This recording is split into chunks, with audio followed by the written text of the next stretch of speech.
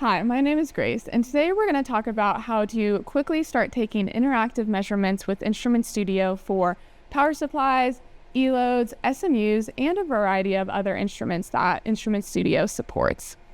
InstrumentStudio is our configuration-based software that allows you to control and configure instruments, run custom measurements, and also create test sequences all within one application. Today in our setup, we are using a couple of power supplies and electronic loads to test our DC-DC converter. So let's go ahead and take a look at what that looks like in InstrumentStudio. Here I've opened up InstrumentStudio and I haven't done any other programming. We can go ahead and set a manual layout, which is going to allow us to select the instruments in our system. InstrumentStudio will automatically detect the instruments, so you'll see that we have a couple of power supplies and a couple of E-loads that we're using. I'm going to add our first power supply and our E-load over to a panel to get that set. So you'll see here that we've already got our voltage and current measurements running. And what I'm going to do is set a current sweep for our DC-DC converter.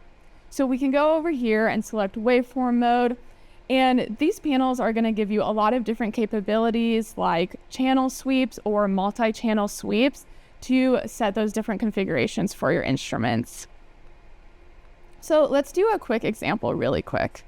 I'm going to set our power supply at 12 volts and we'll set the current limit to 25 amps. For our electronic load, we can create a current step or a sequence to go through. And we'll go ahead and set this at 10 milliamps. And step up to 10 amps and then back down to 10 milliamps. InstrumentStudio provides a number of different instrument configurations that you can set. If we go ahead and click the ellipses here, you'll see all the different steps that you can configure for these instruments. One specific thing we're going to adjust really quick is going to be the source delay. So we'll set that to 1 millisecond.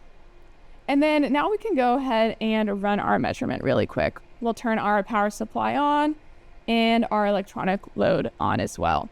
So you'll see here we've got our step that we're seeing in our graph from 10 milliamps all the way up to 10 amps and then back down. And so this is just a really quick and easy way to get started using your power supplies and E-loads and getting up and running quickly with InstrumentStudio. Thank you.